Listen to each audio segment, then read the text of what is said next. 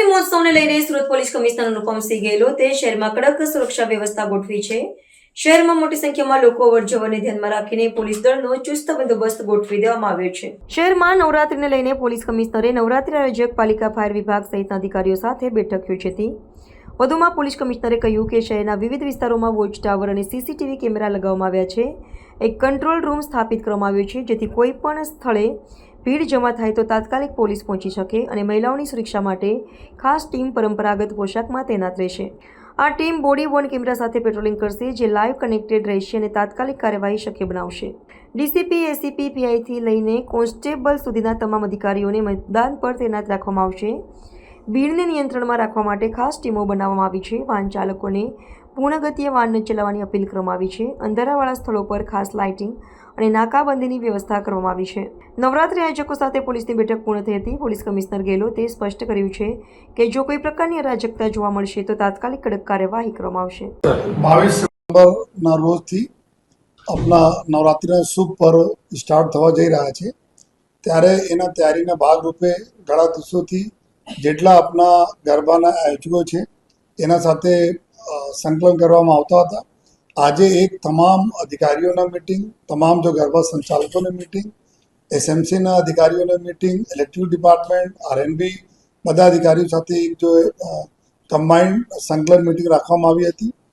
આમાં મુખ્ય પર્પસ એવું છે કે જ્યારે મોટા ગરબા અહીંયા થાય છે જેની સંખ્યા જો કોમર્શિયલ ગરબા તરીકે એના ઓળખીએ છીએ જેના હજારોની સંખ્યામાં લોકો રહે છે, લગભગ 15 જેટલા ગરબા આપણા કોમર્શિયલ ગરબા થાય છે અને આ સિવાય બીજા ટોટલ શહેરમાં જો શેરી ગરબાઓ છે આપણા અલગ અલગ જગ્યા શેરી હોય કે સોસાયટીમાં હોય જે હજારોની સંખ્યામાં લોકો રહેતા હોય એવા કુલ મળીને લગભગ જો 900 જેટલા બીજા ગરબાના આયોજન સુરત શહેરમાં થાય છે અને જો કોમર્શિયલ સિવાય પણ ઘણા બધા ગરબા છે જે મોટી સંખ્યામાં લોકો ભેગા થાય છે લેકિન આ બિના ટિકટના હોય છે।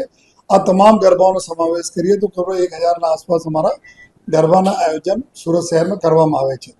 તો આજે જો સંકલનના મિટિંગ થઈ એમાં સમયસર પબ્લિકના સુરક્ષાના ધ્યાનમાં રાખતા અને સાથોસાથ ગરબામાં મા આદિશક્તિના આરાધના વખતે જો ભાગરૂપે જો ગરબાના આયોજન થાય છે આમાં અમારા જો સુરતવાસીઓને કોઈ પણ પ્રકારના કોઈ તકલીફો નહીં પડે એના ખૂબ કેવી રીતે સહાયતા સાથે આ લોકોને અવર જવર થાય, ગરબાના જગ્યા ઉપર ડોમના અંદર ત્યાં પણ કોઈ પણ પ્રકારના અનિચ્છનીય બનાવ ન બને। આ તમામ પ્રકારના સંકલન આજે ચર્ચા કરવામાં આવી અને આયોજકોને સૂચના આપવામાં આવી। જો ફાયર ડિપાર્ટમેન્ટના અધિકારીઓ અહીંયા હાજર હતા, ઇલેક્ટ્રિકલના હાજર હતા અને જો આરએનબીના, સ્ટ્રક્ચરના, મિકેનિકલના આ લોકો બી આ લોકોને સમજ પાડી કે શું આપણા તકેદારી રાખવાની જરૂરત છે। ટ્રાફિકના અમારા જો ટીમ છે, ટ્રાફિકના અધિકારીઓ પણ જો બી ટ્રાફિકના પ્રશ્નો હતા એના બી ચર્ચા કરી। આ પૂરો સમગ્ર જો પૂરા અમારા નવરાત્રિના જો ગરબાના અને દશેરા એના પૂરા તહેવાર ખૂબ સારી રીતે થાય એના માટે પૂરા શહેરમાં અમે લોકોના લગભગ જો 10,000 જેટલા પોલીસ, હોમગાર્ડ, ટીઆરપીના જવાનો ખડે પગે રહેશે અમારી નાઇટમાં પૂરી અલગ સ્કીમ અમે લોકો બનાવવામાં આવી છે।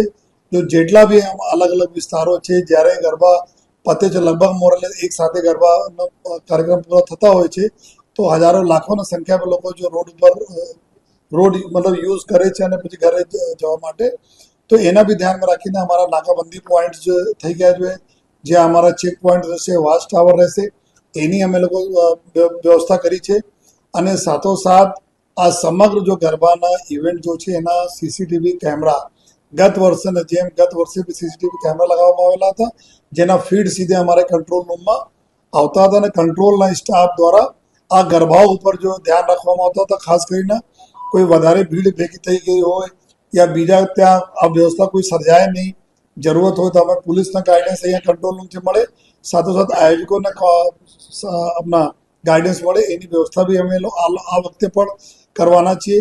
આર્ટિફિશિયલ ઇન્ટેલિજન્સના જે રીતે આપણે ગણપતિજીમાં અમે લોકો કર્યા કે ભીડને કંટ્રોલ કરવા માટે ગયા વર્ષ બી નવરાત્રિમાં કર્યા હતા, આ વખતે બી તમામ નવરાત્રિના મોટા જો ગરબાના વેન્યુઝ છે એના ઉપર અમે કરીએ છીએ જેનાથી અમે ખ્યાલ આવશે કે કઈ ગરબાના સ્થળને કેટલી કેપેસિટી છે અને કેટલા માણસો ત્યાં છે।